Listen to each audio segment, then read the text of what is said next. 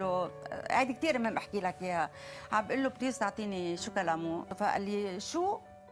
قلت له والله ما بعرف، ما هيدا مش مترجم بالعربي اسمه شوكولامو. شوكولامو. قلت له حبيبي من بعد يعني ما تعبت لحتى ادله، قلت له حبيبي انت لو رحت على امريكا شو اللغه اللي بتحكيها؟ قال لي بتعلم انجليزي وبحكي انجليزي. قلت له طب انت بلبنان تعلم اللهجه اللبنانيه. قال لا.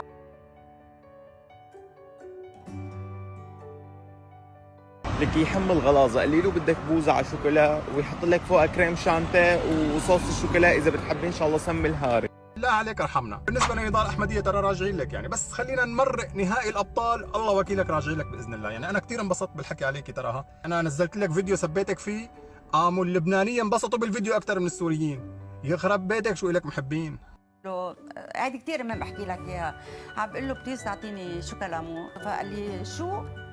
قلت له والله ما بعرف، ما هيدا مش مترجم بالعربي اسمه شوكولامو. شوكولامو. قلت له حبيبي من بعد يعني ما تعبت لحتى ادله، قلت له حبيبي انت لو رحت على امريكا شو اللغه اللي بتحكيها؟ قال لي بتعلم انجليزي وبحكي انجليزي.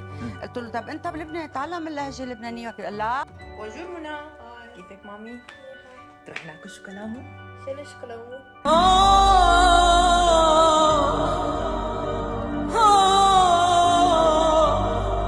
ما بتعرفي شو يعني شوكولامو؟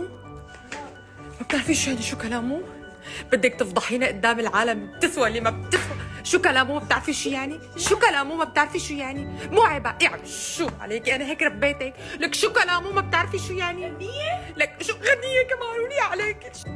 نقل على موضوع نضال احمديه، تذكرت قصه. هذا بهالزمانات كان في دوله استضافت عالم ذره مشان يلقي عندهم محاضره، فهذا عالم الذره طالع بالطياره قاعد جنبه راكب. هذا الراكب عرف انه اللي جنبه عالم ذره، فقعد عم يساله، قال له استاذ انا عرفت انك انت من اكبر علماء الذره بالعالم وكذا. هذاك ابتسم قال له ايه نعم، عندي ابحاث وعندي محاضرات وكتب عن الذره. قال له في مجال تحكي لي شوي عن الذره؟ العالم طلع هيك بالراكب اللي جنبه من فوق لتحت، يعني عرف شو الترتيب كله. قال له بس قبل ما نحكي عن الذره حابب اسالك هيك كم سؤال. قال له تفضل. قال له الحصان شو بياكل؟ قال له حشيش. قال له صحيح.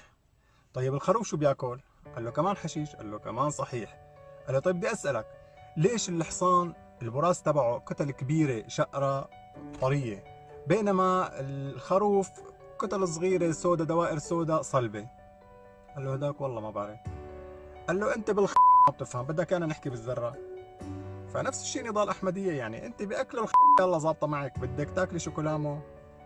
اهلين وسهلين. اليوم بدنا نحكي عن متلازمه. المتلازمه هاي اسمها الفورن اكسنت سيندروم، متلازمه اللهجه المختلفة. شو القصة؟ هاي البني آدم بينام بالليل بيكون بيحكي عادي سوري، بفيق الصبح بيحكي فجأة بيلاقي حاله هيك بيقول بونجور بدل صباح الخير، وبصير يقول شوكولامو عادي هيك طبيعي، يعني بيتعلم يقول شوكولامو. هلا الإصابة هاي المتلازمة النادرة هاي تأتي نتيجة لإصابة في الرأس. المخ بيتصاوب، بيتأثر الجزء اللي بالمخ اللي مسؤول عن مخارج الحروف، فبتصير مخارج الحروف تختلف نوعا ما.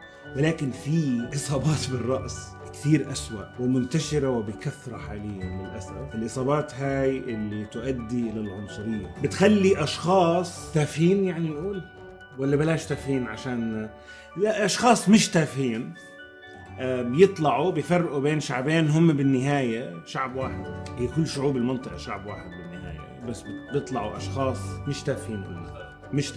مش تافهين بيطلع بتكلم عن شعب بأكمله عشان طلب شوكولامو والجرسون ما عرف يجيب له اياه. بدل ما يقول له بونجور ضايقه كثير وقال له صباح الخير يا باطل. تخيل. وما بطلب بدليفري من بعد ما صار عنا نازحين كثير واحتلوا الوظائف. انا بقرف.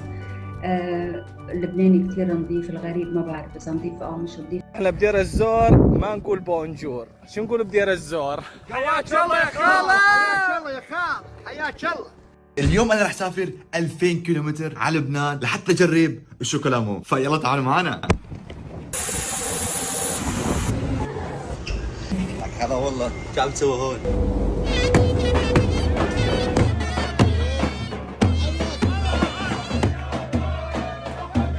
طبعا جينا انا وصاحبي ملك المطاعم لحتى نجرب الشوكولامو. رح نجرب فان شاء الله بيطلع شيء انه ان شاء الله يطلع زاكي او طيب، بيستاهل 2000 كيلومتر تقطع نايم ان شاء الله. مرحبا يعطيك العافيه. عندك شوكولامو؟ يا تبع الفرنك ولا العظيم؟ اكيد تبع الفريند. طبعا جايين من 2000 كيلومتر نحن بس مشان نجرب الشوكولامو. انا صاحبنا الليبي. مو ولا المو؟ المو اعطيني واحد هيك وواحد هيك لنجرب. تبع الثلاثة. جاهزين؟ هاي الشوكولامو. تعال يا معلم جرب. معنا هون شاب من ليبيا صاحب اكبر جروب في لتقييم الاكل. وين نمشي ناكل؟ عجبتك الشوكولامو؟ كثير كثير زاكي. شوكولامو ولا مو شوكولامو؟ شوكولامو. اطيب شوكولامو لعيونكم. جربوها تستاهل. بونجور منى، كيفك مامي؟ تروح ناكل شوكولامو؟ شنو شوكولامو؟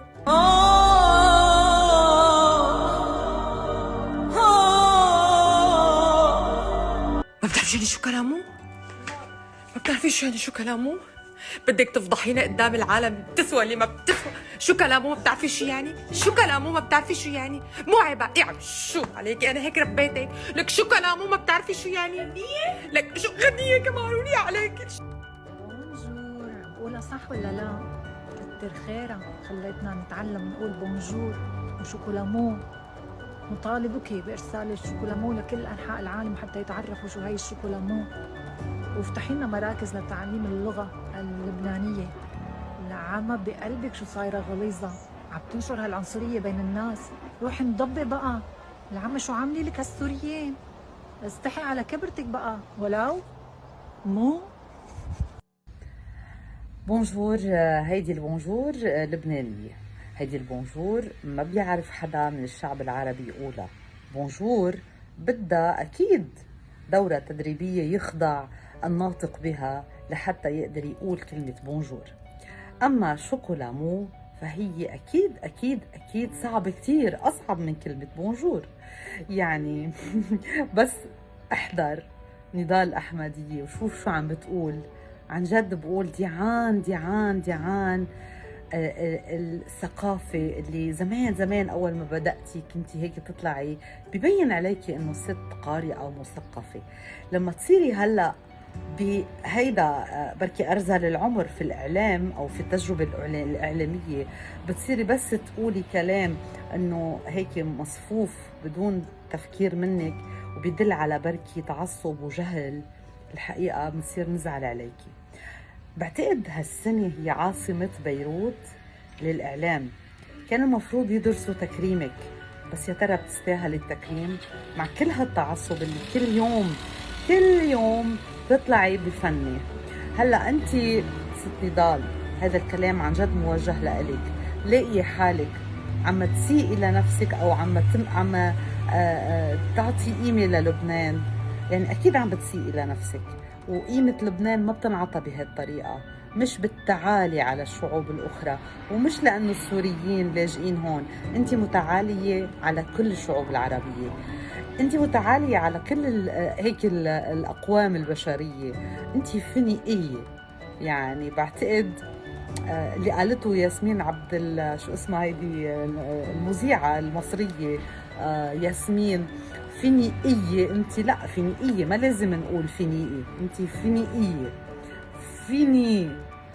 فيني قلك انه كتير هالقد يا ست نضال حرام. عم تسيئي لحالك، عم تسيئي لبلدك، عم تسيئي لكل انسان بيشوفك وبتقولي هالقد كلام يعني بيجرح. بتحبي تجرحي انت، وكأنه هيدا شي من جوا نفسيتك، انك بتبحثي عن حدا يسب عليكي. انا ما بسب عليكي، بس انا عم قلك عم بيسبوا عليكي كتير هالقد. ناقصك شيء؟ بدي اروح. رايح؟ لا راجع. رايح. ليه؟ رح تجيب لي شوكولامو؟ مو كرمه.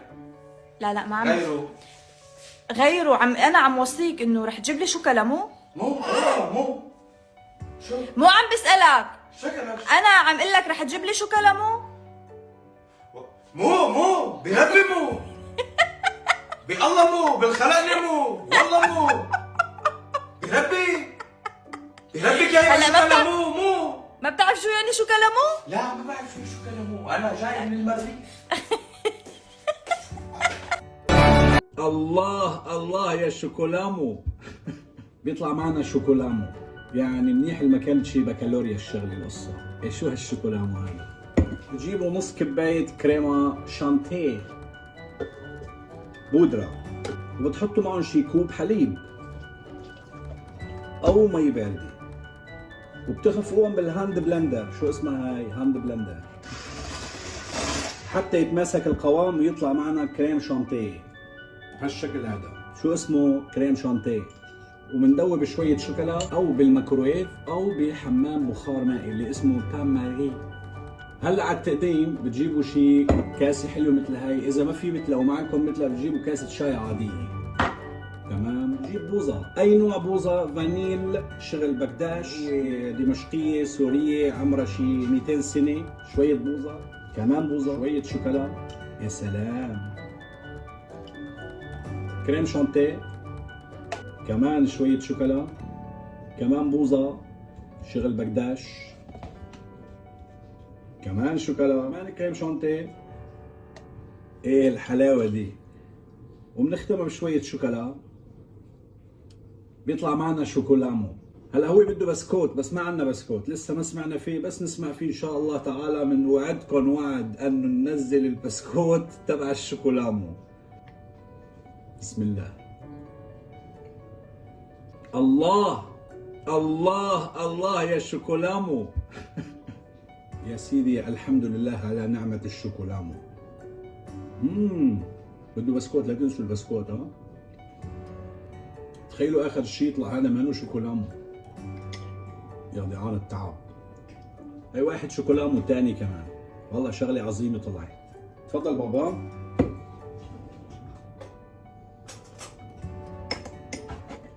بس كمان بلا بسكوت.